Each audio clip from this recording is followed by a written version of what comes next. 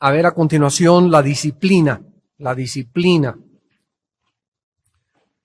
Porque en este proverbio que vimos en 22:6 dice, instruye al niño en su camino. Y vimos que la disciplina, al contrario de muchas escuelas filosóficas seculares, cuando decimos seculares estamos refiriéndonos al mundo, a lo que tiene su origen en la mente humana. Y muchas escuelas, como hace muchos años había un sistema que se llamaba Montessori. Y estas escuelas Montessori tuvieron su origen en una mujer que llegó a convencerse de que si a los niños no se les administraba ninguna disciplina, ningún castigo, sino que se les dejara hacer lo que ellos quisieran, iban a crecer menos inhibidos, iban a crecer más libres, supuestamente. Bueno, pues esto es una filosofía totalmente antagónica y contraria a la opinión de Dios. A los 12 años, después de que este sistema fue implantado en Montessori, se cambió totalmente la filosofía y ahora las escuelas Montessori ya no tienen este tipo de disciplina en sus colegios. Ahora sí ya se dieron cuenta que no funcionó. Y así el ser humano, cuando emprende filosofías o quiere poner planes a llevarlos a cabo, se da cuenta de su fracaso. El comunismo pensó que abolir el capitalismo era la solución y que la lucha de clases iba a determinar verdaderamente lo que se conoció como la dialéctica materialista marxista. Pasó el tiempo y vimos que todo funcionó en la teoría, pero en la práctica hubo tantas cosas que echaron abajo esta filosofía. Los cielos y la tierra pasarán, pero la Biblia permanecerá. Las cosas que Dios nos dice en su palabra permanecen porque tienen su origen en Dios, no en los hombres. Y cuando Dios nos manda disciplinar, en primer lugar apunten, la palabra griega es paidagogos, de donde viene la palabra pedagogía o pedagogo. Esta palabra fue la que se tradujo en Hebreos 12 como disciplinar. Y significa, de una forma simple, formar el carácter. Cuando estamos hablando de disciplina, cuando Dios dice en Hebreos, Dios al que ama disciplina, está diciendo, Dios al que ama le forma el carácter. Esto es muy importante porque nos revela que Dios está interesado más en nuestro carácter que en lo que hacemos. ¿Me escucharon? Hay muchas personas que creen, no, yo reparto folletos y yo ando predicando por allá y he hecho estas iglesias y bla, bla, bla, bla. Sin embargo, a Dios le interesa que nosotros seamos cada vez más parecidos a Jesús. Cuando llegues al cielo, cuando lleguemos todos al cielo, si Pedro te pregunta, ¿verdad? ¿Por qué te voy a dejar entrar? Bueno, porque mira, hice tantas iglesias, di tanto dinero a la obra, etcétera, etcétera. Gané miles de almas, tengo 3 doctorados en teología. Lo más importante al llegar al cielo y lo que va a determinar toda nuestra relación eterna y las recompensas, el trono en el cual nos sentemos y la posición de autoridad estará relacionada en con qué carácter llegaste al cielo. O sea, los que se parezcan más a Jesús son aquellos a quienes Dios pondrá sobre mucho. Y cuando estamos hablando de la formación del carácter, escuchen con mucho cuidado. Una persona que tiene carácter es en primer lugar una persona puntual. Una de las cosas que denotan falta de carácter en un cristiano o en un futuro líder es que llega tarde. Ustedes no tienen la menor idea qué importante es esto para Dios. Porque denotas en primer lugar, cuando una persona dicen, el estudio va a ser a las 10 y estás al 10 para las 10, esa persona al llegar temprano denota en primer lugar que es una persona organizada. Porque la razón por la cual nosotros llegamos tarde a nuestras citas, a nuestros estudios, al servicio, cuando me quedo a ver un hermano llego a las 9:45 y quedamos a las 9:30, es porque no soy una persona organizada. Una persona organizada tiene sus citas, mañana tengo una cita a las 9:30, mi cita es en el toreo. ¿Cuánto hago de aquí al toreo? Manejando 25 minutos. Voy a tener que salir de mi casa al cuarto para las 9 para hacer 25 minutos y llegar 5 o 10 minutos a VIPS y estar en punto a las 9:30 con la cita que yo tengo. Eso es una persona organizada. Pero las personas que, se levantan, ¿verdad? Y con el café ahí en la, tengo esta cita. Mis hijos ya. Cuando comenzamos a llegar tarde a todo es porque nuestro carácter es muy débil. Una persona organizada no solamente es una persona que es puntual, sino que es una persona también que es pulcra, limpia. Mírate cómo te vistes, cómo te peinas y te diré a qué clase de persona eres. Hay unos que nada más se peinaron y llegaron al estudio. Cuando una persona tiene carácter, una persona se preocupa en poder presentarse bien delante de la gente. No por el hecho bien rasurado, ¿verdad? Tú los encitas ambos, te peinas, te bañas diario y no el aletazo ahí que le das en el camión a todos y los desmayas. Zapatos sin bolear, o sea, una persona fachosa, una persona que, y no te digo, pues claro que puedes andar hasta con jeans, pero bien limpio, bien presentado, no es la calidad de la ropa. Es la limpieza. Tus botones bien puestos, si tienes un hoyo, pues te lo coses y ni modo, ¿verdad? No estamos hablando de traer camisas de seda, estamos hablando de pulcritud y de limpieza y de oler bien.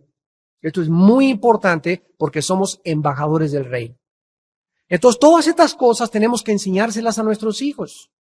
Si no les enseñamos a nuestros hijos que desde niños Dios quiere formar su carácter, cuando crezcan, ya nacen torcidos.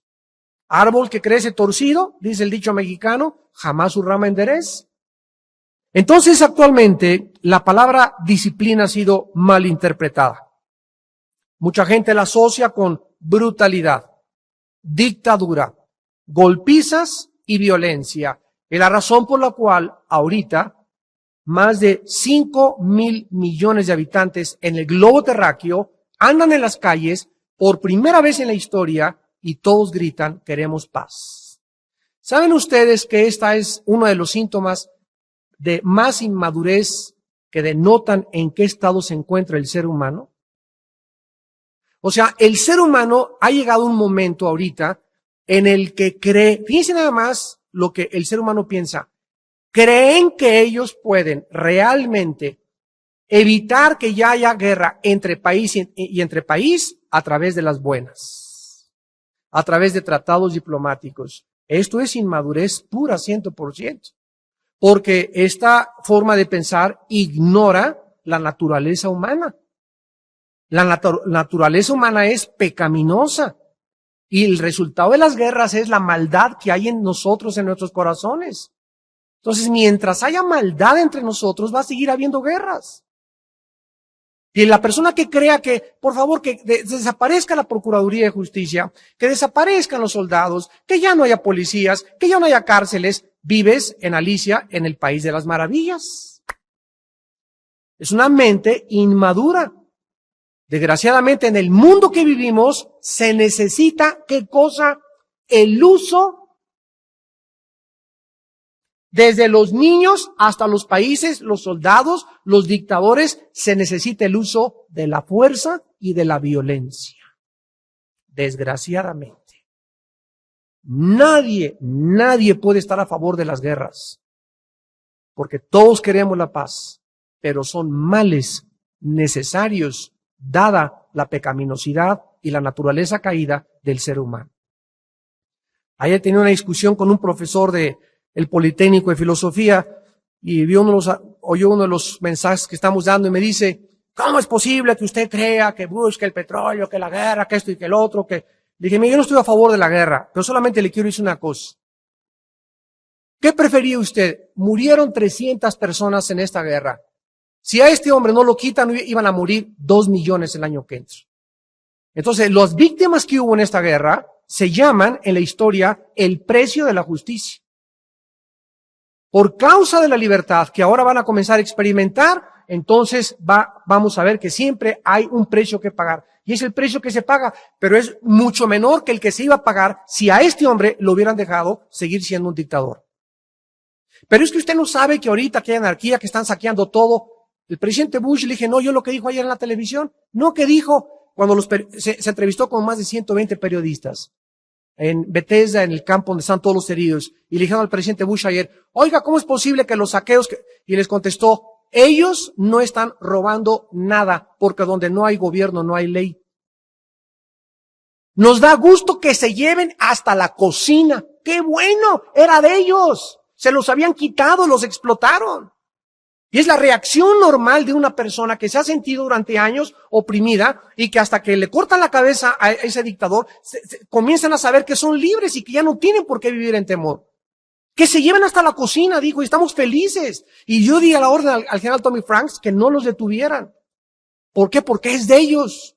No están robándole a nadie. Ahora, cuando establezcamos un sistema de ley y un gobierno, en ese momento ya es pecado robar, pero ahorita no lo es porque no hay gobierno. ¿Y qué dice Romanos? Donde no hay ley, no se inculpa de pecado. Pero vean ustedes, no, anarquía no es ninguna anarquía, es la reacción normal de un pueblo que se le abren los palacios y que dicen, ahora venga para nuestro reino todo aquello que nos quitaron. La gente es manipulada a través de los medios de comunicación. Y hay una campaña internacional a favor de la maldad, disfrazada de misericordia y de amor. Tengan cuidado, escuchen lo que les estoy diciendo. El que tenga oídos que oiga. Es una campaña internacional porque el diablo, dice 1 Juan 5:19, tiene al mundo bajo su control. Apocalipsis 12, el diablo engaña al mundo entero. Y si el mundo entero no es de Cristo, es lógico que sean engañados. Triste cuando tú como cristiano seas engañado también. Y te vayas con la finta y andes ahí en las calles, peace and love.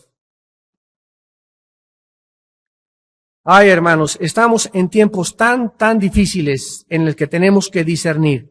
Veamos en Proverbios 13. Proverbios 13, versículo 24.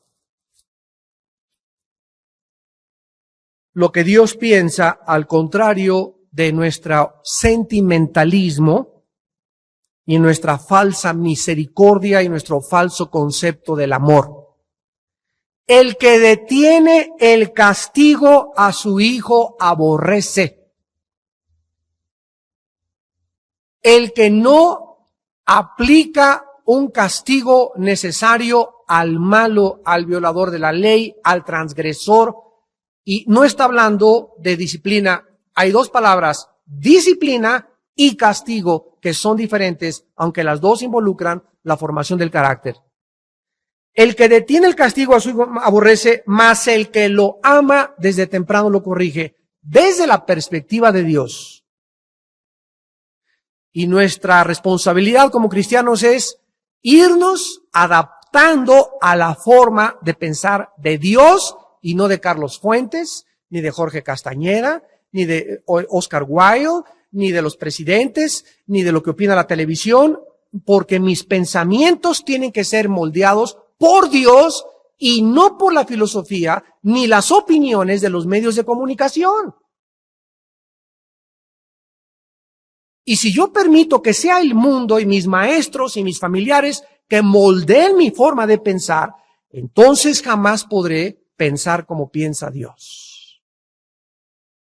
Y por eso la gente le escuchas, si Dios fuera bueno, ¿por qué permiten las guerras y las muertes de tantos inocentes? Si Dios fuera muerto, ¿para qué permite los terremotos? ¿Y por qué inundaciones? Y si Dios es bueno, ¿por qué permitió que ese niño de 6 años el camión se echara en reversa y lo matara? ¿Y por qué se fueron al barranco? ¿Y por qué estas cosas? Y toda esta falta de entendimiento tiene una raíz.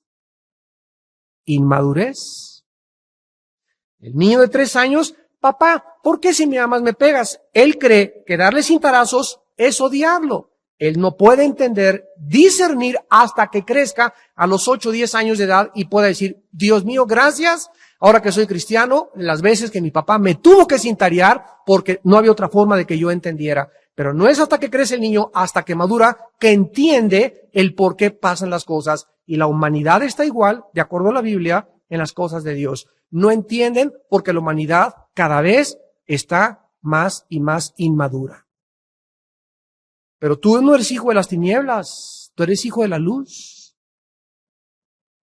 Y dice Mateo 24 que muchos escogidos van a ser engañados y van a ser arrastrados por la corriente. Y lo estamos viendo ya cómo están siendo arrastrados. ¿Por qué? Porque han pasado 10 años en tu vida cristiana y no has cambiado tu manera de pensar. ¿Sigues pensando como hace 10 años? Mentira que tu mente está renovada, Romanos 12:2.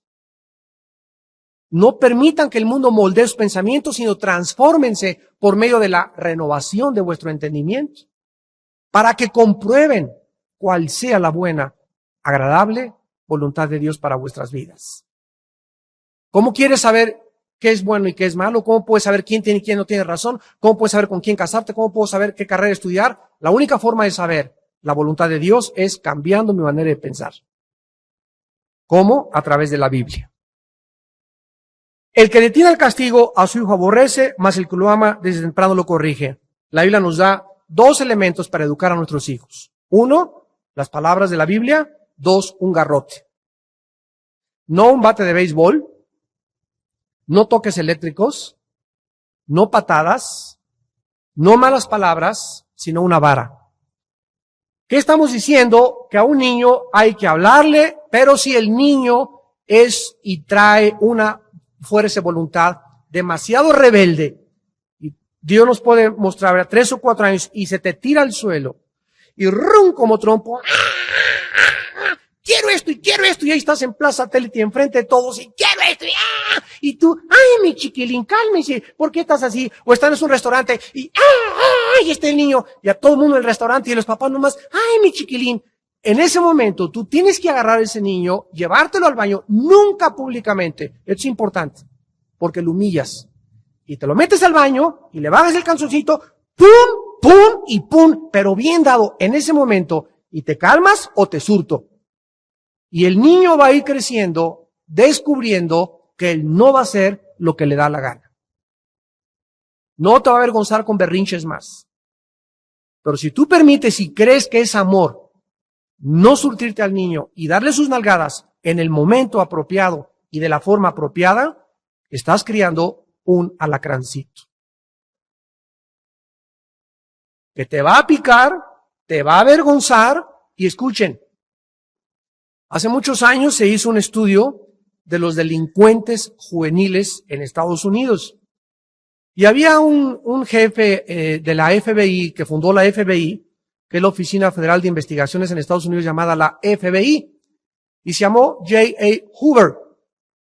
Y este hombre dejó un libro donde dijo, en toda mi vida como jefe de la Policía de Investigaciones en Estados Unidos, traté con el 85% de los adolescentes delincuentes y todos mostraron un común factor denominador. Todos los delincuentes juveniles que yo conocí tenían el mismo pensamiento, que el mundo estaba en deuda con ellos. Que el mundo les debía algo. Yo robo, yo soy así por mi papá, por todo. Es una rebelión contra todo lo que era autoridad. El mundo me debe, yo estoy contra todo el mundo. Y si tu hijo llega a los 13, 14 años de edad creyendo que merece todo y crecen desagradecidos, son aquellos hijos que están esperando que el viejo se muera para quedarse con la herencia. Hijos infieles, hijos malagradecidos, porque crecieron siempre creyendo que todo lo merecían. Nunca se les enseñó que lo que recibimos, lo recibimos de gracia. Y que debemos ser siempre agradecidos. Alma mía, Salmo 103, no te olvides de ninguna de sus misericordias. Es tan importante que no nos olvidemos que lo que tenemos es de gracia. Y no que el niño, pues, me compras mi reloj y me compras mi coche. Y crecen que necesitan todo y que se merecen todo y nunca los pusiste a trabajar, nunca se ganaron nada, los llevaste y les compraste todo sin que ellos pudieran realmente ganarse lo que estaban recibiendo. Crecen malagradecidos creyendo que lo merecen todo. Ahora, el extremo es el abuso físico. Cuando a los niños se les agarra patadas, llegas y gritas, y cállate ahorita que vengo del trabajo, y ¡pum! Y le agarras así y le pegas aquí en la cara, hasta la parte física, anatómica, donde debemos darles, está escogida por Dios. Nunca le pegues a tu niño en la cara, ni en los hombros, ni en las piernas, sino aquí atrás, en las partes que no tienen alma. En las pompis. Ahí es donde Dios, una varita chiquita, ahí es donde hay que darles. En cualquier otra parte, los marcas, los lastimas, les puedes lastimar su espíritu y necesitamos sabiduría. Jamás nadie debe golpear a un niño de forma violenta. Que lo agarras a patadas o se te pasa la mano, ¿verdad? De forma agresiva, inapropiada, porque lastimamos profundamente su mente y su espíritu. Por el contrario, la disciplina tiene que ser justa, o sea, tiene que ser en el momento. Si el niño en el restaurante te hizo ese panchote o allá en Plaza Satélite y en ese momento tú no lo hiciste, no esperes al llegar a tu casa para, ¿qué me hiciste en el restaurante? Y ahí, después de que pasó 45 minutos, te lo surtes. Porque el niño ya no asocia el castigo con el momento de su rebelión. Ustedes saben que a los niños se les olvidan las cosas así. Y ahorita está, en segundos cambian. Entonces tiene que ser en ese momento para que él asocie que fue en ese momento cuando él no tiene que repetir ese momento preciso en el que tú lo disciplinas. Por eso te tienes que parar y te lo tienes que llevar y sacarlo y meterlo a un baño, a un lugar donde nadie te vea y ahí surtírtelo. Y en las pompas, como te digo. Y de 4 o 5 años, lo mismo, pero no lo hagas una hora después. ¿O te acuerdas hace una semana el berrinche que hiciste? Oye, por favor. Ahora no vas al cine por el berrinche que hiciste hace una semana. El niño hasta se le olvidó ya. Hay una gran diferencia entre educar y lastimar. La Biblia nos relata la diferencia. Veamos Proverbios 15, versículo 13. Y veamos la diferencia entre un espíritu que ha sido herido, lastimado, y otro que ha sido educado. Dice Proverbios 15, versículo 13, el corazón alegre hermosea el rostro, mas por el dolor del corazón el espíritu se abate. Tú puedes, como cristiano y consejero que deberías de ser, ver a un niño de 10 años, 8 años, 12 años, y en su rostro discernir y poder conocer verdaderamente que es un niño feliz o un niño mal educado o un niño o una niña lastimado. Los niños no pueden ponerse máscaras. Los niños son transparentes como son y lo que sienten lo expresan en su mirada, en su cara. Tú lo puedes ver perfectamente bien, cómo se ven los niños dolidos, niños así, ¿verdad? Y te das cuenta que en su familia su papá le pega a su mamá o hay gritos o crecen con traumas y lo reflejan de una forma transparente y maravillosa a través de su mirada. En su mirada lo puedes ver todo. Vean Proverbios 17, versículo 22. El corazón alegre constituye buen remedio, mas el espíritu triste seca los huesos. ¿Saben cuándo descubrieron la medicina psicosomática? La palabra soma, cuerpo, psique, mente. ¿Cuándo descubrieron que mi forma de pensar y de ver la vida afectaba mis órganos internos de mi cuerpo? Hace 30, 40 años. Y hace 3000 años, aquí tenemos Proverbios, fue escrito hace 3000 años. El rey Salomón está adelantándose a todos los tratados de medicina y revelándonos que la condición mental va a determinar el palpitar de mi corazón, mi artritis, mi dolor de hígado, mi problema de mi páncreas, de mis intestinos, de mi estómago, la ansiedad, la preocupación, causa gastritis, causa úlceras, altera mi sistema cardiovascular. Una simple emoción como el temor afecta todos, absolutamente, mi hígado, vesícula, riñones, todo dentro de mí lo afecta inmediatamente. Entonces, Jesucristo tenía mucha razón cuando dijo, mi paz les dejo, mi paz les doy. La única forma de vivir con salud es viviendo en paz. Teniendo paz en nuestra vida. No hay otra forma de vivir sanos. Haz ejercicio, come bien, come verduras, sé vegetariano. Si no tienes paz, no llegas ni al tostón.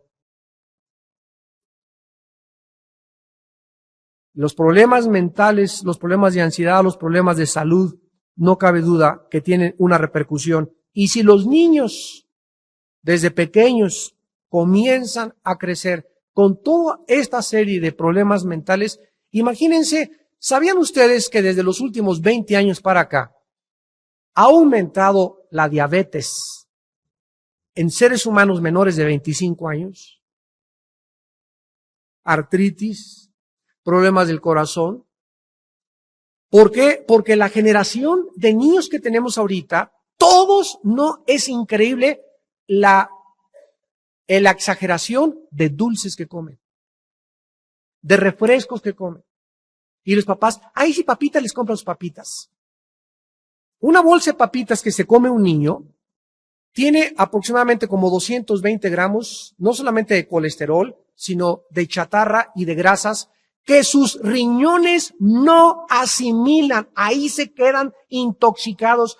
Si las papitas es una comida química fabricada toda al 100%. No es nada natural. Se te queda dentro, lo almacenas, lo chupas, y si le sigues echando papitas y chicharroncitos y pizzeruelitas, y le agregas refrescos, el azúcar tampoco le eliminamos a menos que tomes un sauna cada 3 días, o que corras 5 kilómetros a la semana. Si no lo eliminas, se te queda dentro, y entonces comienzas después, a los 15 años, dolor del riñón, diabetes a los 18 años de edad. ¿Por qué? Porque están intoxicados. Porque la alimentación ya no nos importa. Y Dios no se hace responsable. Acuérdense lo que les dijimos en la clase anterior, cuando nosotros no hacemos nuestra parte. No vengas con una barriga de este tamaño, padre, sácame el espíritu retortijón.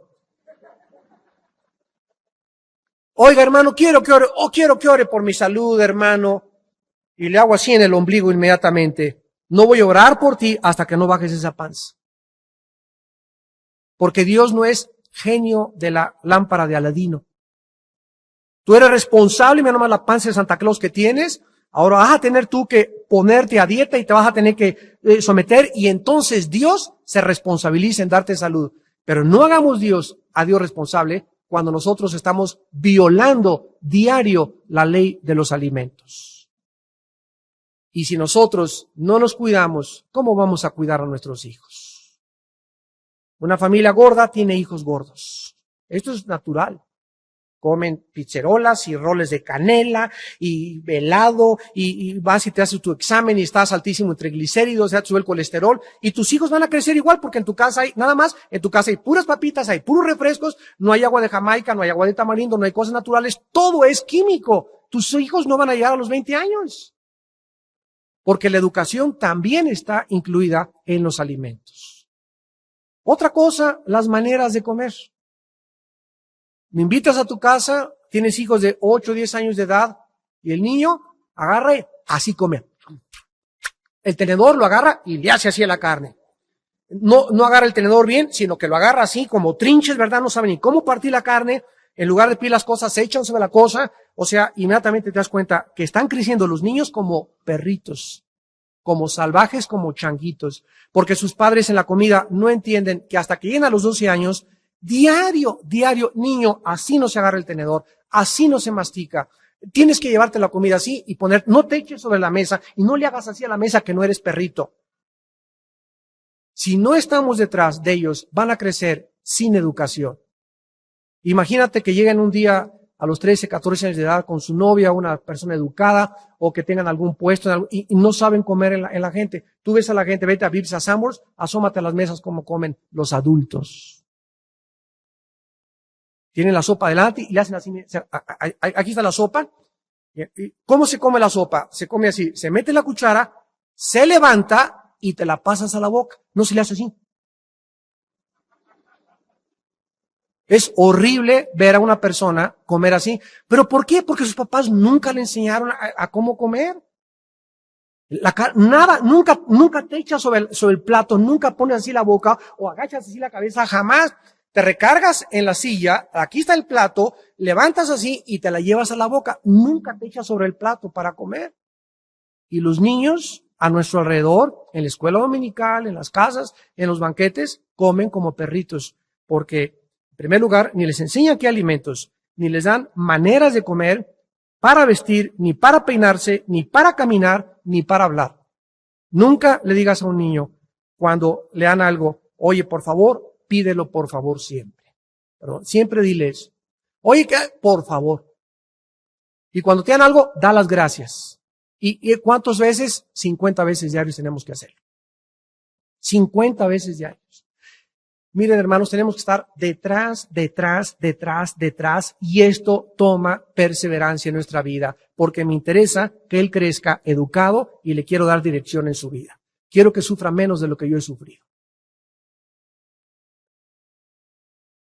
La meta final, pues, es edificar, darle dirección, confianza, autoestima fuerte a nuestro hijo. Ahora, todos los niños cometen errores, absolutamente todos, principalmente durante los primeros 3, 4 años de la vida, ¿verdad? Meten las manitas a la sopa, tiran la comida, avientan el espagueti, se lo ponen la sopa aquí arriba en la cabeza, lo avientan todo, lloran por cualquier todo. Y entonces aquí es importante, apúntenlo, es importante distinguir entre lo que es natural y lo que es berrinche o rebelión abierta. Entonces a un niño de 1 año, 2, 3 meses, lo siento en la de esa y agarra y avienta la sopa, es natural. Agarra la sopa y se la pone el sombrero, es natural. En ese momento yo no le puedo exigir, no es responsable, es algo. Pero ya los berrinches y ya la rebelión abierta, esa es otra cosa. Es importante entonces distinguir entre la irresponsabilidad natural y la conducta desobediente deliberada. Hay que saber distinguir entre cuando un niño es irresponsable, porque es natural que no sea responsable, y cuando es realmente desobediente, porque él quiere imponer su voluntad. Les voy a dar algunas sugerencias a considerar para formar el carácter y la voluntad de tu hijo. En primer lugar, tiene que comenzar temprano la educación. Ustedes que están recién casados o que tienen hijos menores de edad todavía, están a buen tiempo. Dice la Biblia, el que detiene el castigo a su hijo aborrece, el que lo ama desde temprano lo corrige. Esta edad, repito, comienza a los 2 o 3 años de edad. Al año de nacido, al año y medio, a los 2 años es muy difícil. Es natural todo lo que hacen, gritan, patalean, pero ya de los 2 años para arriba ten mucho cuidado de tener mucha sabiduría, de comenzar al niño a mostrarle cuál es el camino poco a poco. Cuando dice en Proverbios 22:15, la necedad está ligada en el corazón del muchacho, mas la vara de la corrección la alejará de él. Nos damos cuenta que cuando la Biblia dice que nacemos así, con la maldad, la rebelión, la terquedad. Somos tercos como las mulas, burros. Así está la terquedad en nosotros, ¿verdad? Entonces, dice Dios que no hay manera de despegar de acuerdo al educador por excelencia que es Dios. No hay manera de que al niño lo despegues de ese carácter voluntarioso que tiene más que a través de la vara. Dios dice que la naturaleza humana necesita castigo físico.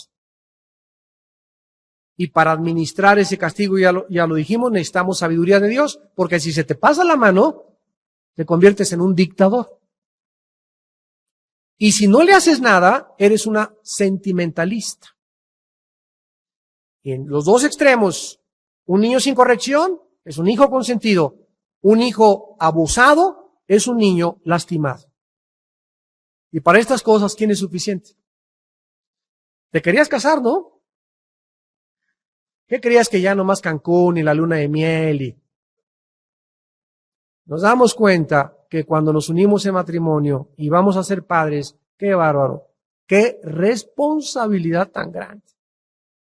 Por eso, muchacha que me escuchas, que no te has casado, no le permitas a tu novio tocar tu cuerpo, si no te has casado. Esa responsabilidad y ese privilegio es para el momento del matrimonio en tu noche de bodas. Imagínate que salgas embarazada, ¿verdad? Y que no sea ese muchacho para tu vida, ¿quién va a educar a tu hijo? Dios va a tener misericordia de ti porque Dios perdona, pero por eso sufrimos tanto en la vida, por no obedecer a Dios y saltarnos a privilegios antes de tiempo. Entonces, las nalgadas, ¿verdad? La vara, proporcionadas por sus padres, le van a enseñar la misma lección.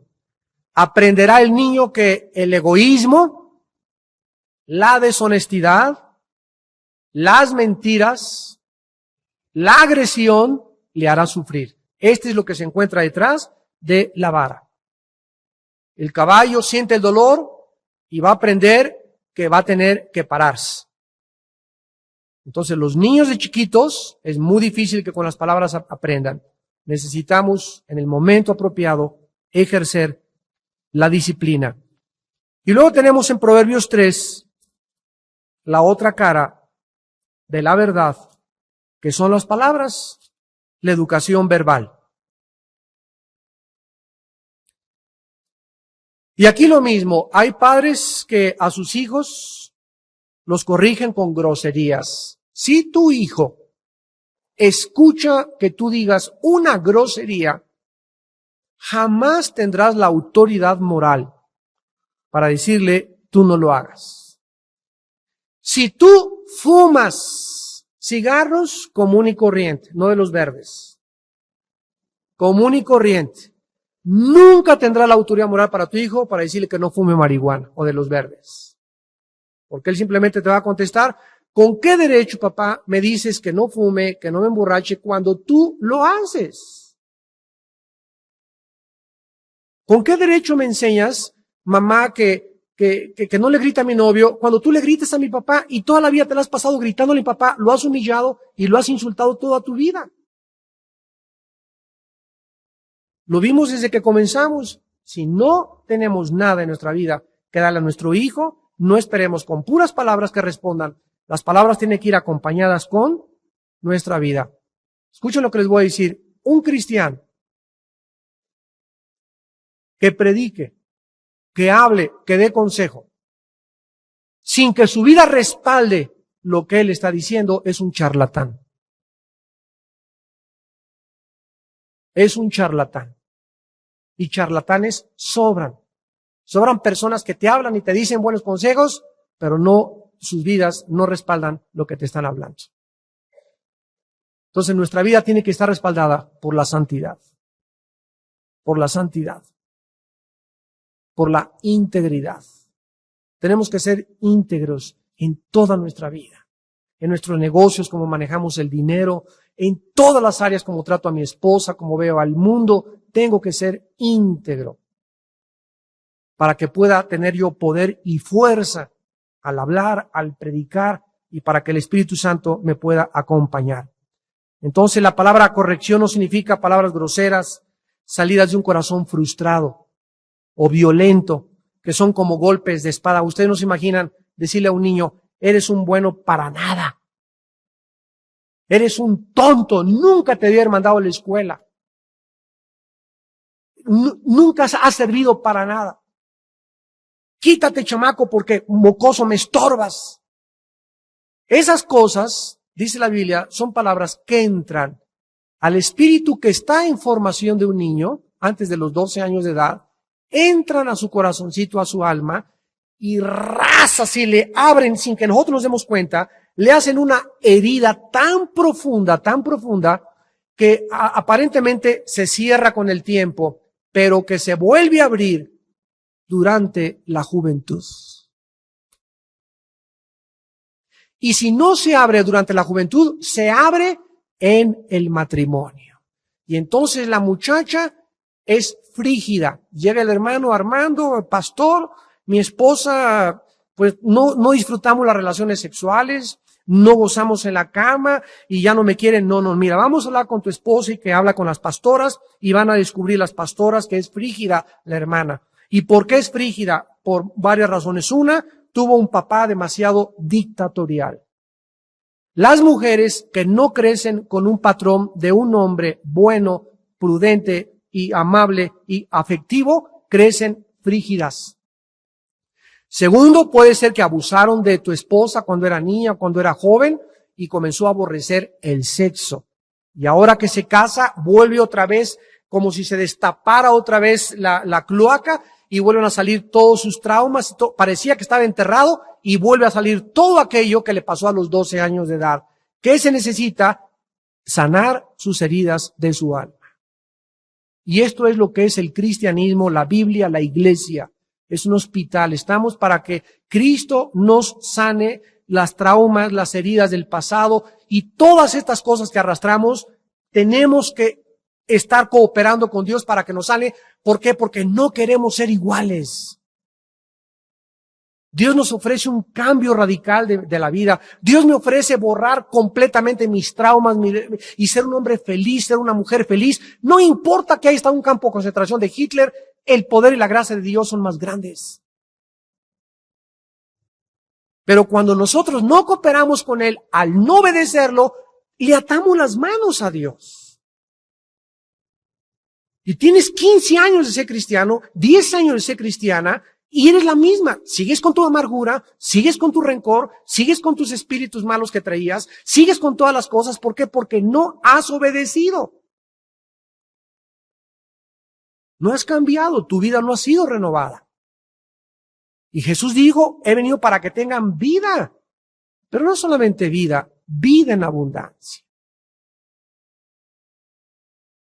Cuando el niño crezca y llegue a la adolescencia, será muy difícil castigarlo físicamente. Aquí es importante, a un niño ya de 13, 14 años de edad, es muy difícil pegarle. Tú no puedes agarrar, ¿verdad?, al chamaco de 18 años, ahora los chones y le voy a surtar. Él te surte a ti. Ya es muy difícil. Pasando los 12 años, es muy difícil. ¿Cuándo es la única forma? Cuando se aplica un castigo físico a un muchacho ya grande, cuando le falta el respeto a su madre o te agreda. Si tú tienes un hijo de 17 años, ¿y tú qué? Le agarras y le tumbas los dientes. ¿Hay falta de amor? No, no es falta de amor. A tu padre no le haces eso y te surto. Y no te gustó, agarra carretera y tus cosas y te vas de la casa. Pero aquí en la casa respetas a tu madre y me respetas a mí. Un padre que permite que su hijo adolescente falte el respeto a su madre o a ti, es un alacranzote, un escorpión el que tienes, y si tú no lo disciplinas, lee 1 Samuel capítulo 2, hoy en la noche. El ejemplo de Elí, un líder que consintió a sus hijos y el juicio de Dios cayó sobre su vida.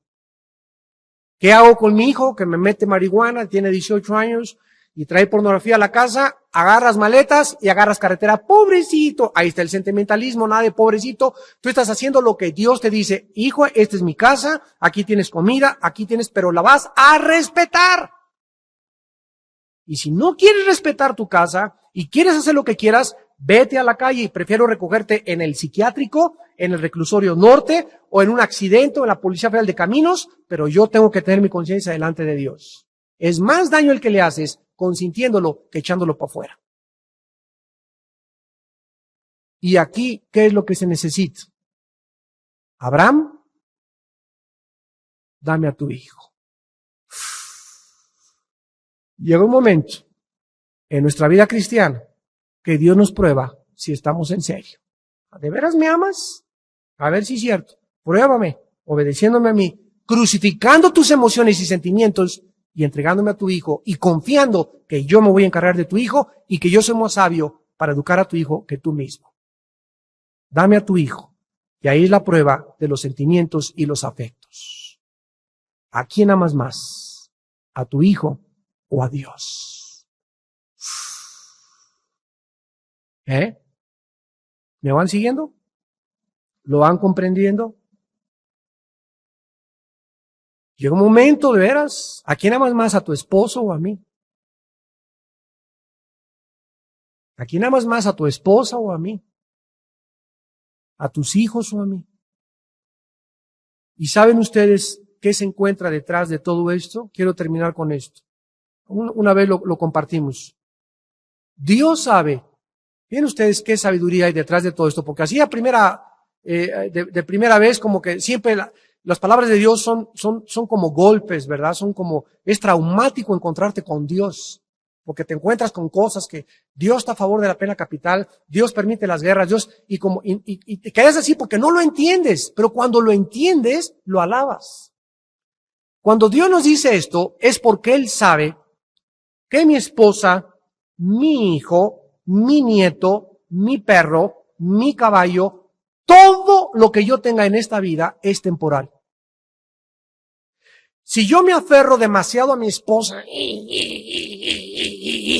y él es segundo lugar, o a mi hijo y él es segundo lugar, el día que pierda yo a mi esposa, como ella era en primer lugar a Dios, voy a sufrir 3 veces más cuando la pierda.